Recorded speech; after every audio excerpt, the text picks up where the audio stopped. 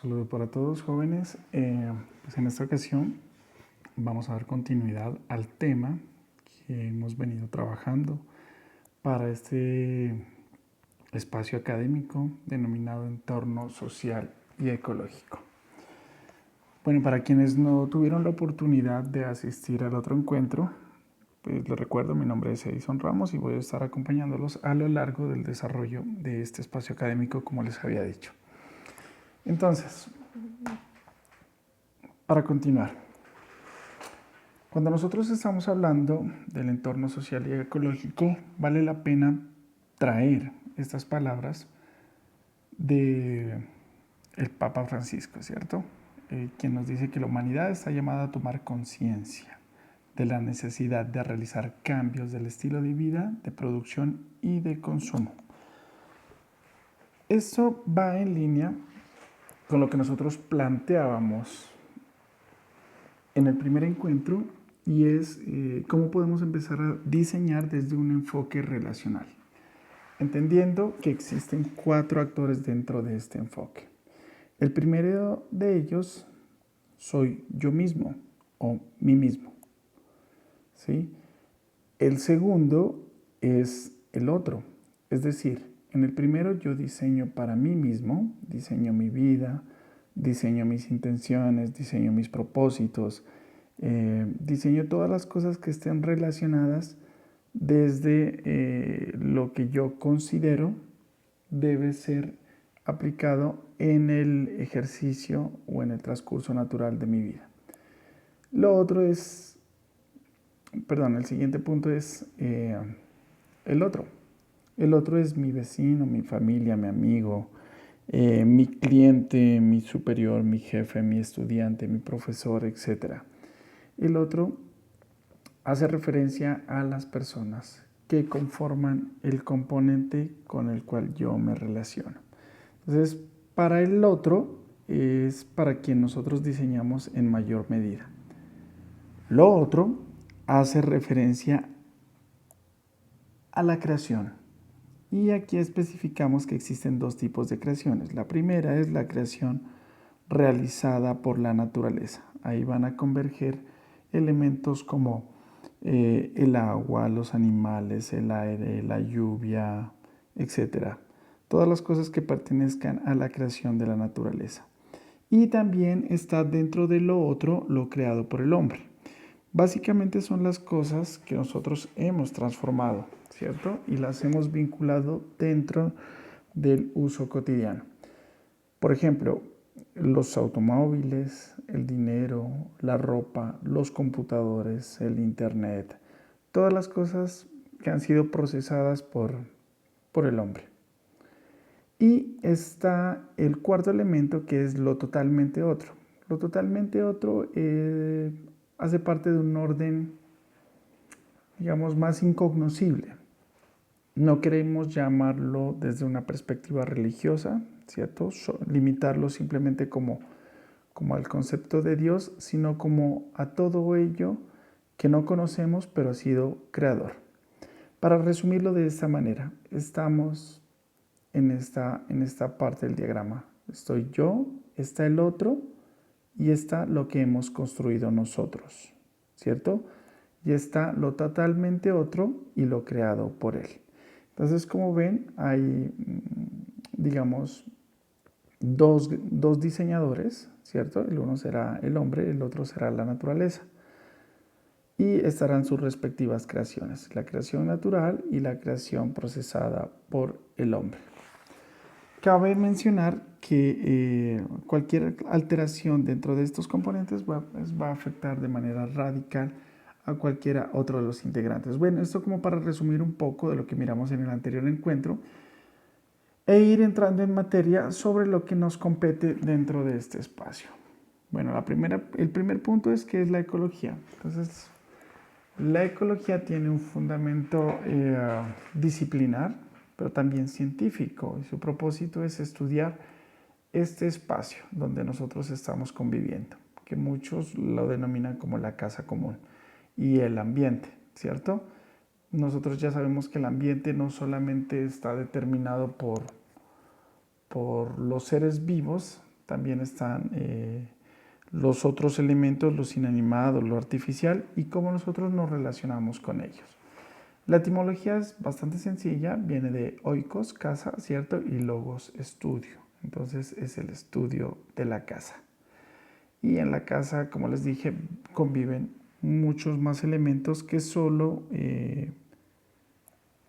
el hombre y la naturaleza. También existen energías, fuerzas, pero bueno, esos son componentes que por ahora no entraremos a profundizar. ¿Qué es lo social? Lo social, pues, aunque suene redundante, es todo aquello que es relativo a lo social. Y cuando hablamos de sociedad, estamos hablando de todo ese grupo, ¿cierto? De todo ese conjunto de individuos que por alguna razón vienen a compartir una misma cultura y que están interactuando para conformar una comunidad.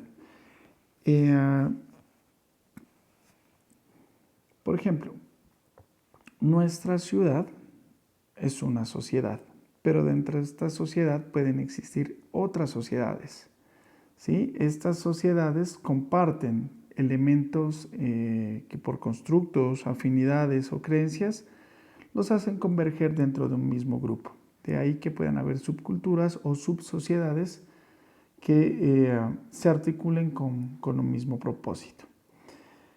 No sé si recuerdan, pero hace algunos años cuando estábamos en el colegio nos decían que la familia en esencia era la base de la sociedad, ¿cierto? Porque son como las unidades mínimas que construyen a ese gran grupo que se llama sociedad.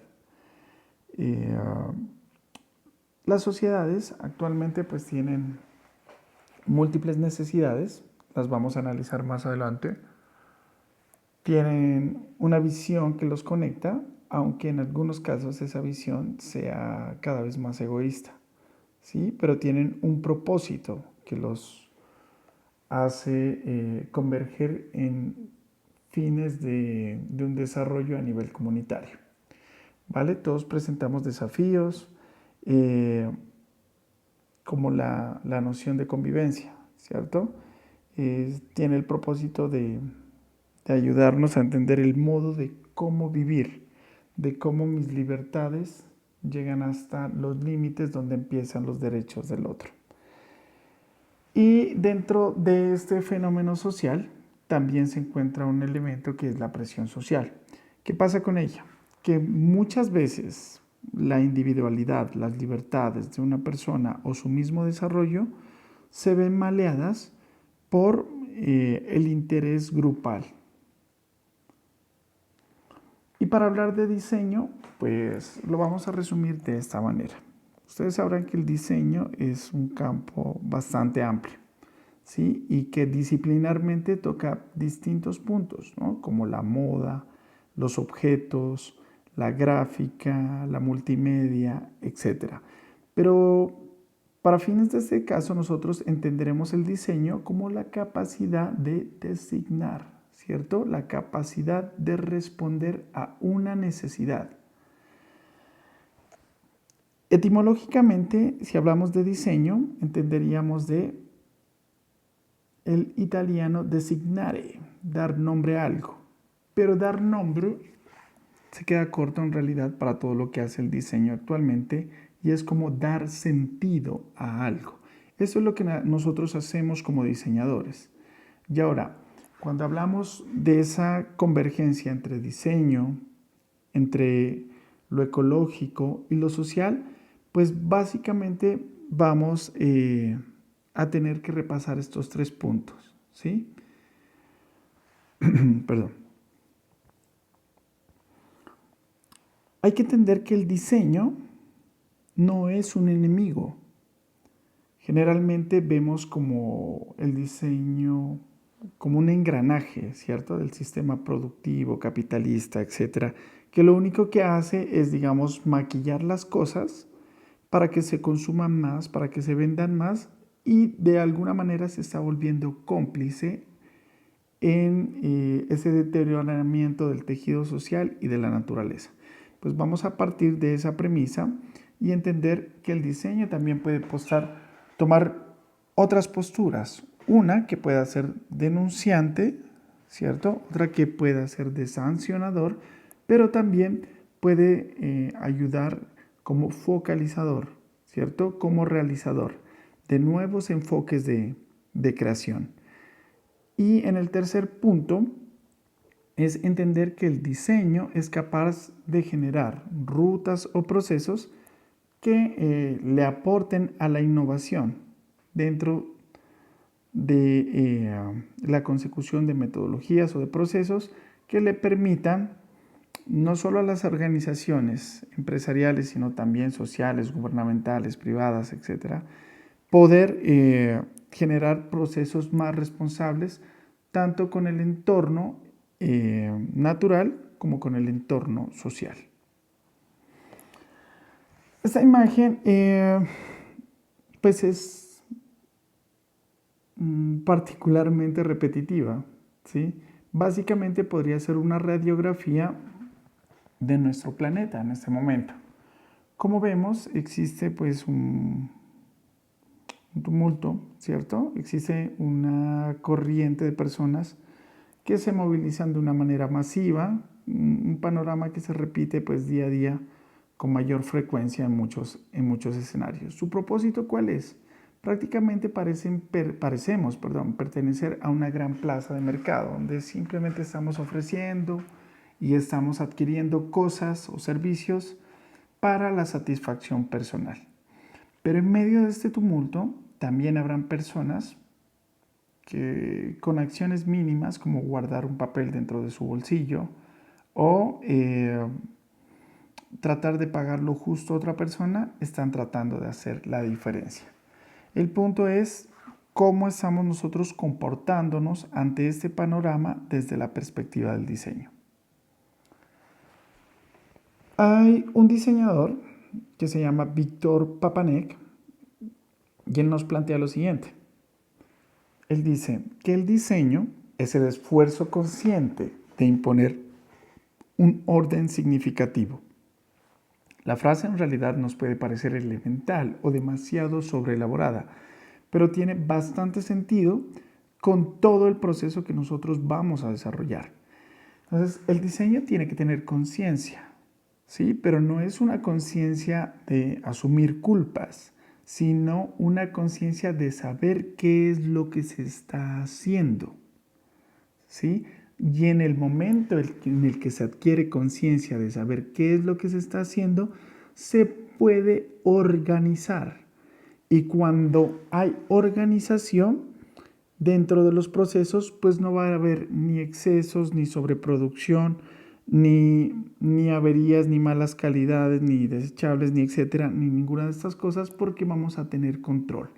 Entonces, orden es igual a control. Diseño es conciencia de organización. Entonces, es fundamental que nosotros repasemos esta expresión para poderla implementar dentro de nuestros procesos de diseño. El libro en el cual se encuentra esta expresión es Diseñar para el Mundo Real. Es un documento que yo les voy a suministrar para que le puedan dar lectura. Es súper importante que ustedes lo conozcan, que lo manejen, además porque saben que con todas estas eventualidades que nos han sucedido, nuestros encuentros se van a ver súper limitados. De manera personal, quien quiera fortalecer sus competencias como diseñador, les recomiendo que dé lectura a este documento.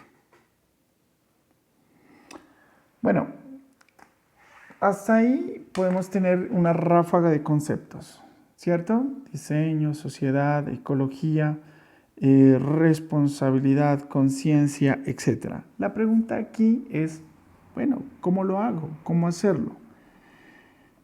Básicamente, como todo diseño, tenemos que empezar pensando, ¿cierto? Y una vez que hemos pensado, también tenemos que tener la capacidad de evaluar las consecuencias de lo que estamos haciendo.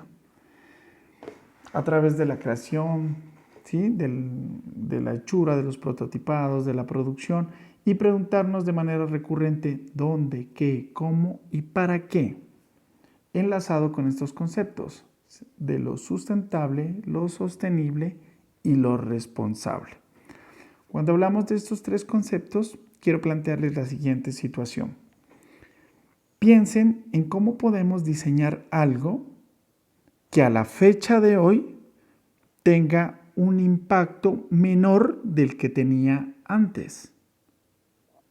Y que ese impacto sea lo suficientemente sostenible en el tiempo para que las generaciones que vienen en adelante no vayan a sufrir de escasez en referencia a los recursos que ustedes pueden poseer en este momento. Al plantearlo de esta manera, se puede tornar un poco intangible, ¿cierto? Un poco abstracto. Pero la idea es que de una manera más sencilla, nosotros podamos diseñar con conciencia, ¿sí? De que lo estamos haciendo mejor que antes y de que vamos a heredar para el futuro.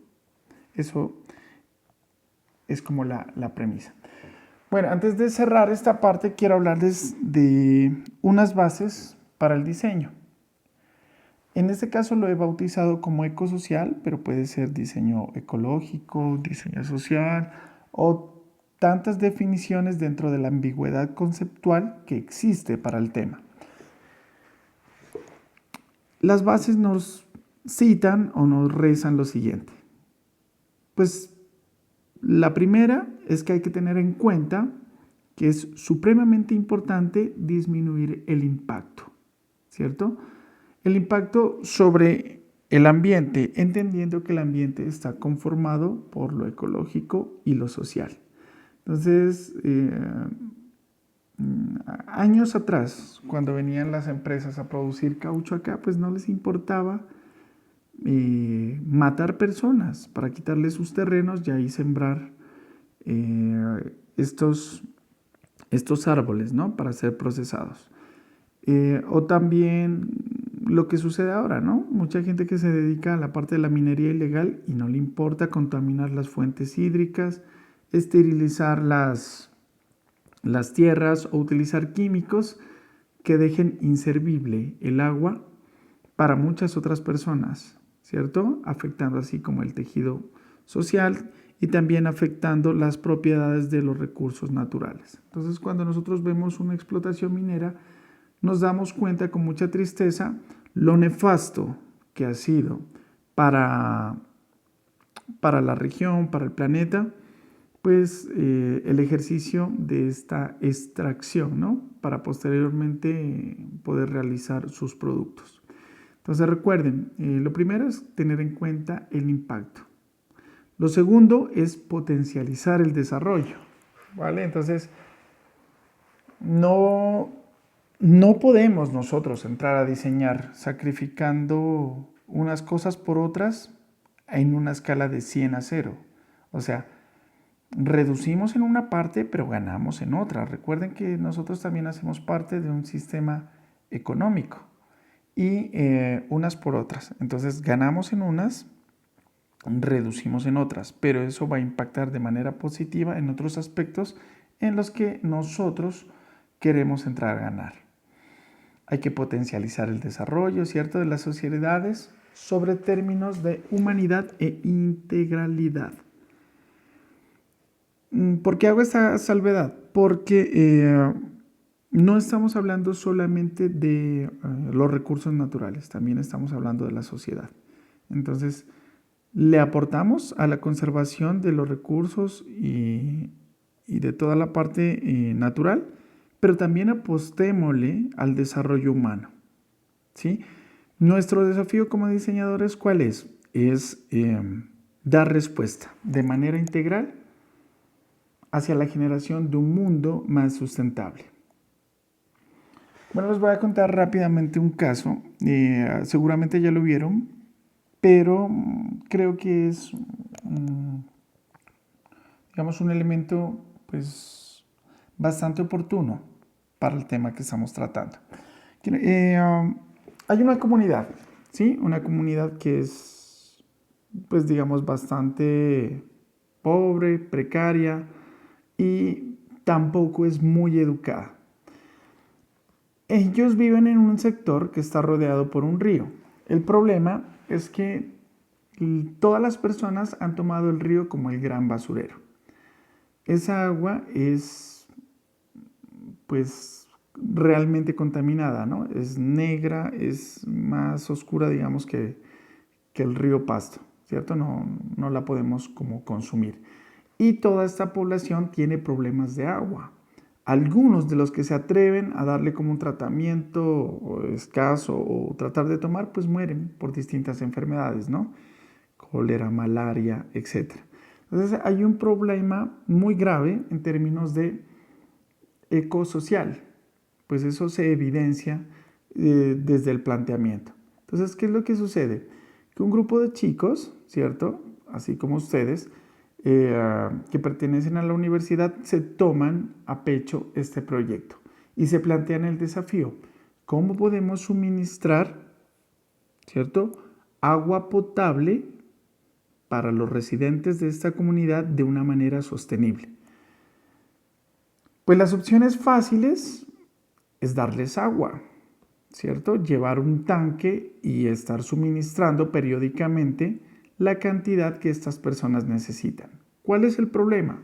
El problema es que si nosotros apostamos por esta solución, pues nos vamos a volver asistenciales. Y no va a ser sostenible, porque llegará el momento en el que la fundación, la organización o cualquier otro se retire del proyecto, el problema volverá al estado original y quizá peor, ¿sí? Porque van a haber más residuos, etcétera, y otro tipo de cosas. ¿Cuál fue la solución básicamente en este caso? Dijeron, tenemos que solucionar esto a corto y a largo plazo. A corto plazo, pues les vamos a dar unos purificadores de agua. Y a largo plazo les vamos a enseñar cómo tratar su entorno y cómo cuidar el agua. El artefacto que respondió a esta necesidad fue un libro. Ustedes lo pueden encontrar en YouTube si quieren profundizar un poco más. Se llama El Libro Potable. El libro potable es una invención donde las hojas del libro están hechas con nitrato de plata. El nitrato de plata lo que hace es eliminar pues, las bacterias y los microorganismos que están en el agua. ¿Cómo funcionaba? Les entregaban un libro, un cuadernillo, y en cada página venían unos mensajes. Lo importante aquí es entender que el libro tiene una capacidad limitada. O sea, tiene un número de hojas finito y en cada hoja venía un mensaje escrito orientado hacia la prevención y el cuidado del agua. Entonces lo que hace la comunidad es arrancar una hoja, colocarla sobre una base como un filtro y ahí depositan el agua sucia. El filtro permite que el agua pase, pero de una manera muy lenta, ¿sí? Mucho más lenta que una coladora de café. Entonces, el hecho de esperar hace que las personas valoren aún más, ¿cierto?, el agua que van a consumir y no la vayan a despilfarrar. Para no extenderme más, entonces, miremos cómo esto está cumpliendo. Entonces, ¿está educando a la gente? Sí. ¿Les está haciendo entender el valor del agua? Sí. ¿Les está solucionando el problema en un corto plazo? Sí, porque está permitiéndoles tener agua potable pues, dentro de un tiempo bastante considerable. ¿Y lo está haciendo a largo plazo? Sí, porque está haciendo una labor pedagógica. De esa manera es en la que nosotros como diseñadores deberíamos entrar a pensar, ¿sí? Y no solo en labores sociales, sino también dentro del entorno de desarrollo económico. Para ello vamos a hablar de unas bases para poder llevar a cabo nuestro diseño ecosocial. El primero es partir de que se debe ser amigo, ¿sí? Reconocer al medio ambiente, sus límites. Podemos ser amigos del medio ambiente mirando cómo podemos restaurar parte de los ecosistemas, buscar una simbiosis entre los sistemas naturales y los hechos por el hombre, ¿sí? No todo tiene que ser tan perjudicial, puede haber lo biodegradable, lo biosocial, que son conceptos bastante interesantes. El otro punto es el equilibrio, lo que les decíamos lo que estábamos mencionando hace un par de diapositivas, y es cómo puedo aportar, ¿cierto? Pero también cómo puedo ganar en ese sentido, de una manera bastante responsable, teniendo conectividad, ¿cierto? Reconocer que todo diseño tiene como un impacto.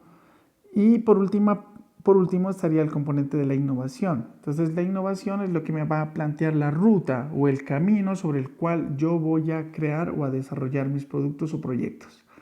Entonces aquí sí es bastante importante trabajar de una manera interdisciplinar o multidisciplinar. Y es que para el proyecto anterior que nosotros estábamos viendo, el diseñador por sí solo no podría hacerlo.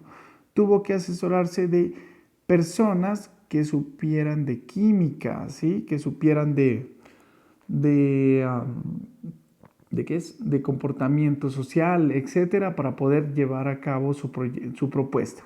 Entonces, desde la imaginación probablemente nos quedemos en la utopía, ¿sí? En la fantasía, en la no realización. La innovación requiere de un ejercicio que trate de incorporarse dentro de la realidad. Y para que eso sea posible debemos trabajar con un equipo interdisciplinar. Bueno, hasta aquí esta primera parte. Les dejo este material, este video, si quieren lo pueden volver a ver, pueden profundizar sus conceptos, no teman indagar, digamos, en Google o en otras fuentes para reafianzar todo lo que hemos dialogado hasta este momento.